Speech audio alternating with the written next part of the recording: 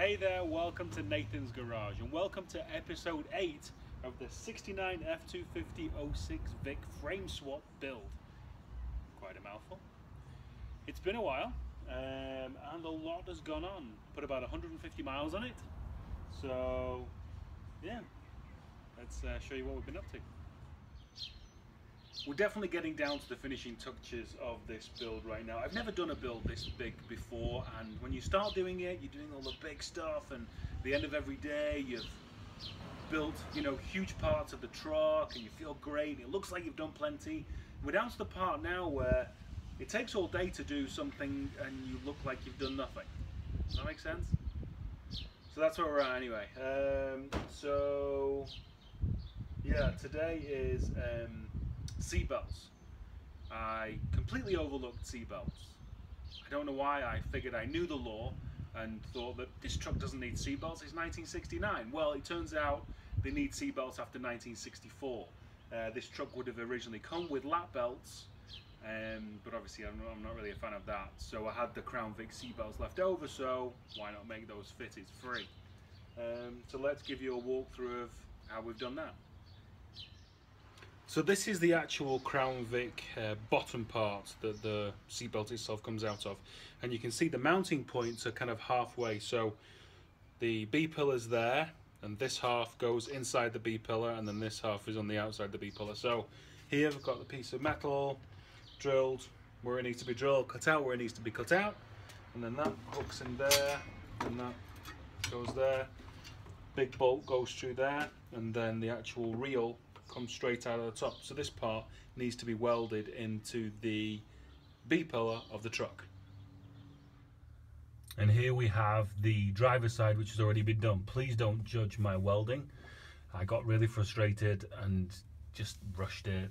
It sticks, it's stuck, it's fine, but it's not pretty.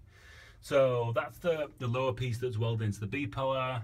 Then up there we do have some captive nuts that were already there. Thank you very much, Ford. And then coming down here we have the abortion of the first mount that I tried, which stopped the actual seat back going back.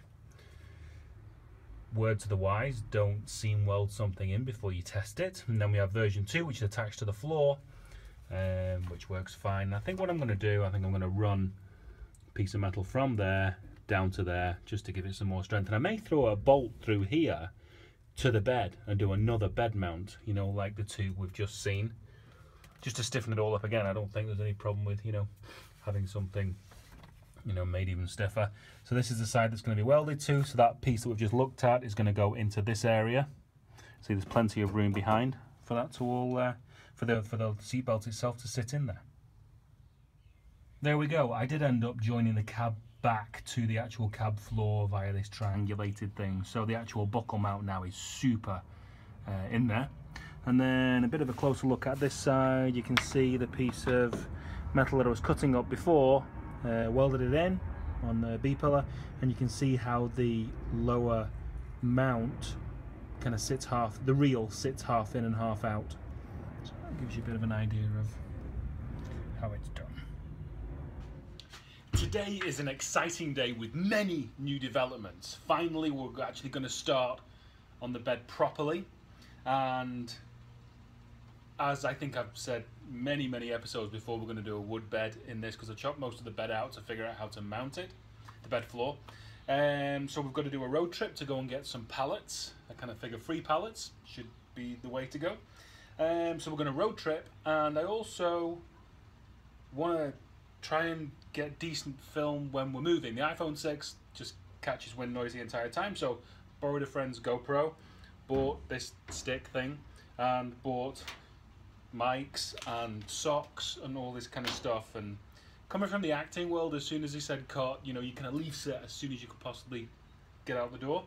And then doing your own show like this, you have to do everything. So mics and editing and sound and all that good stuff.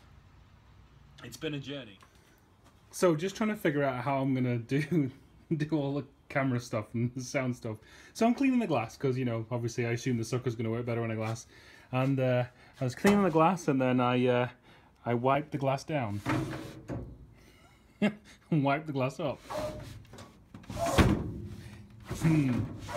You know, this probably isn't the most secure truck in the world. Okay, I guess that's a job added to the list. Okay, we are 4 pallets in so far. Very labour intensive, but free, so, you know, what can you do? Bits that I don't need, more bits that I don't need, and finally, some stuff that I do. Let's get it fitted. Right now with the bed, what we're focusing on is the back area after the hump. Got the 2 cross members in here, the rear one, and this middle one, what it's going to be now. And what I'm going to do is I'm going to attach some of this angle halfway up the tank mount, the Crown Vic tank mount, just to create something for this, the front edge of the wood to actually sit on. So it's got 3 actual mounting points.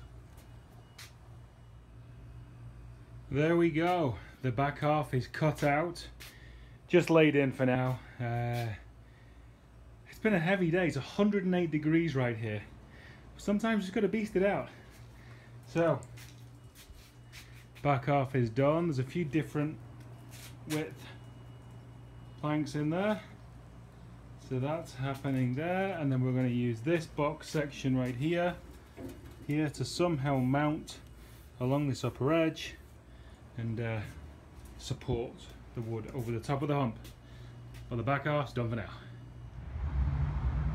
Well, this has been the stockpile. I suppose if we wanted to do a flatbed on the truck, it'd be relatively quick and simple. Just drop that pallet in and I'd be pretty much done. So anyway, thank you to Production Graphics for their Craigslist ad of free pallets. Hopefully that should be all the wood I need. Okay, let's get it fit. The pallet has sacrificed herself admirably, I'd say, for a better cause. So here we go. We have the easy flat part of the bed cut, not screwed in or anything, but cut. So that's that. So all we have to do now is deal with the hump. Ha! That'll be easy. And what kind of shenanigans have we got going on here then? Well, this is how I finally figured out to make the hump flat. So this has got a curve in it. It's not flat. So what I did, we're going to mount some box section on some L section to the back edge of the hump, because it's touching right on the corner to corner, so there's no strength in that. And then we have this centerpiece that you've seen before, that's all welded in now. And then we've got this front mounting piece. To keep it all flat, put 2 pieces of steel. I originally had bricks on them, but I thought, why not just tack them in? And then they're pretty solid, and that creates my flat playing field. So right now we're going to weld this in, and then we're going to weld that back piece in, and then we'll start making some wood and see if my theory works. I'm about 80%. And there we have it, the framework on which the wood will sit. This had a little bit of flex in it, so I put these braces going across. These are actually the rear cross member, the rear bumper cross member from the Crown Vic that I recycled.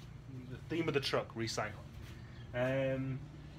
Yeah, so it's all super solid, nice and flat. And then if you come around this side, there you can see that rear box section is sat pretty proud to get over this hump here. And then coming around here, it's just sat on L channel underneath. This is as far as I've got.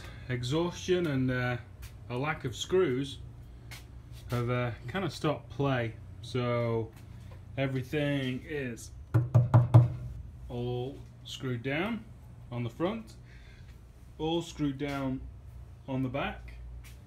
The rear vertical cover, that's screwed down with a top mount. Maybe putting something down here, I don't know.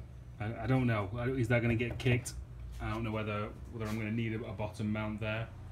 And then everything's cut, and I've angled everything here as well. My first woodworking project really. Done a 45, and then hopefully I'll figure out the angles on the stuff that's coming up here. So that is pretty much the end of episode 8. I've not put a video up for a while, and I really feel like it's not quite complete. But I've done like 150 miles in the truck so far. Did a show last week. I'll do a little film about that. But that's where we're at right now. Seatbelts are in. She's running. And it is all happy days. So yeah, so my woodworking skills are a lot better. Killed the table saw. Yay. And there she is. Looking great as always. So that's it for episode 8. Remember, subscribe and like, and catch me on Instagram as well, and Facebook, Nathan's Garage. And see you for episode 9 soon. Hopefully that plane didn't ruin this whole take. See you later.